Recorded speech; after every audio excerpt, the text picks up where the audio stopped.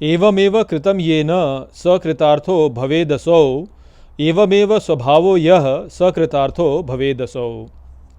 नमस्कार मित्रों, ये जो श्लोक है ये अष्टावक्र गीता के 12वें अध्याय का 8वां श्लोक है, जिसे हम आज गहराई से समझेंगे। तो आइए सबसे पहले इसके अर्थ को समझते हैं। तो जो श्लोक है वो कहता है एवमेव कृतं येन, अर्थात इस प्रकार से जिसने किया, स कृतार्थो भवेदसौ, अर्थात वह कृतार्थ हो जाता है। एवमेव स्वभावो यह, अर्थात इस प्रकार जिसका स्वभाव हो गया, स कृतार्थो भवेदसौ, अर्थात वह कृतार्थ हो गया। तो यहाँ पर जनक महाराज कहते हैं कि ये जो भाव है जो कि पिछले श्लोक में उन्होंने बताया था कि जब अचिंत्य का चिंतन किया जाता है तब भी वास्तव में किसी न किसी भाव का ही चिंतन किया जाता है, किसी न किसी विचार का ही चिंतन किया जाता है।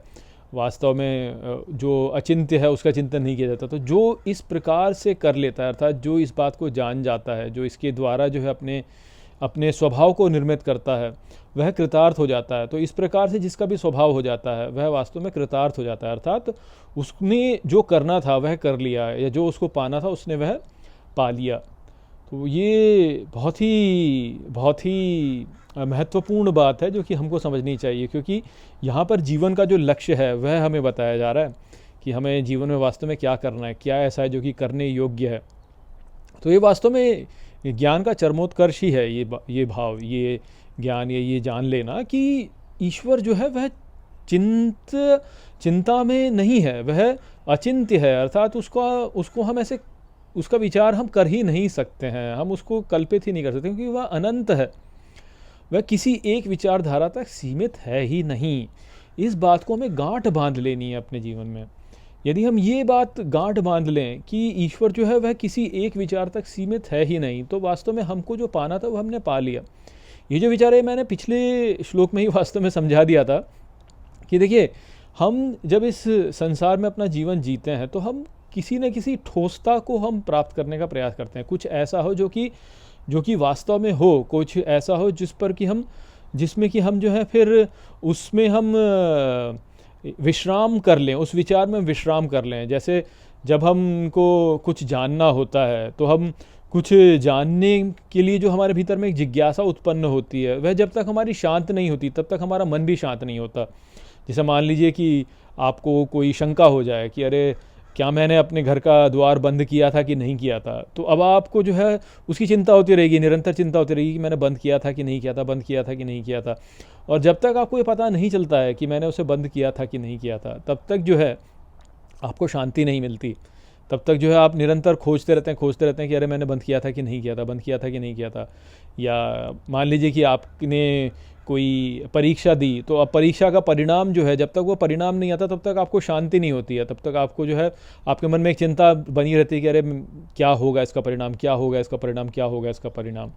तो ये जो हमारी स्थिति है ये इसी कारण से उत्पन्न होती है, क्योंकि हमारे मन में शंका है, हमारे मन में एक शंका है कि अच्छा ऐसे है कि ऐसे है, ऐसे है कि ऐसे है। परंतु यदि हमें ये पता चल जाए कि ऐसे हो या ऐसे हो, कोई उसमें भेद है ही नहीं, कोई उससे जो है कोई अंतर हमें पड़ता ही नहीं है, कि वो ऐसे भी हो चाहे वैसे हो, हमें उससे कोई अंतर पड़ता नहीं, क्योंकि जो हमारा वास्तविक स्वरूप है वो इसके परे है।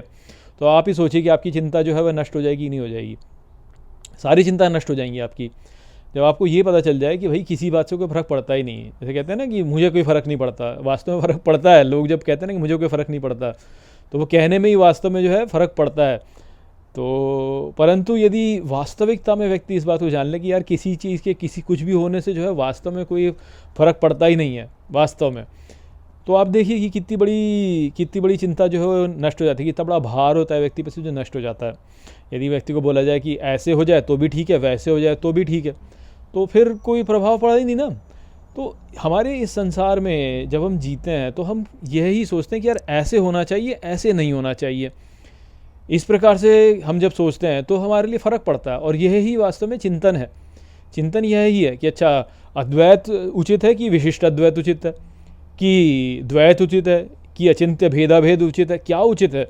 ये अलग अलग जो हमारे लिए अलग अलग ये विचारधाराएँ होती हैं। इस्लामी विचारधारा उचित है, हिंदू विचारधारा उचित है, या क्रिश्चियन विचारधारा उचित है, या बौद्ध विचारधारा उचित है, या बौद्धों की विचारधारा उचित है, या ताओ वालों की विचारधारा उचित है, किस प्रकार से ईश्वर का वास्तविक है, ऐसे करना चाहिए, वैसे करना चाहिए, मुझे वेजिटेरियन होना चाहिए, नॉन वेजिटेरियन होना चाहिए, हमें जो है जो कृषि हम करते हैं उसमें हमें कीट पतंगों को मारना चाहिए कि नहीं मारना चाहिए, ऐसे करना चाहिए कि वैसे करना चाहिए। ये जो प्रश्न हमारे मन में उत्पन्न होते हैं, ये सब वास्तव में क्यों उत्पन्न होते हैं? क्योंकि हमारा को स्थिरता नहीं मिली है।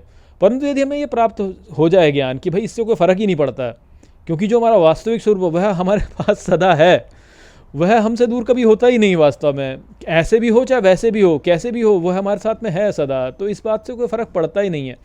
तो व्यक्ति का जो चिंतन है वह जो है वह इन सब चक्करों में पड़ेगा नहीं और अपने स्वरूप में स्थित हो जाएगा।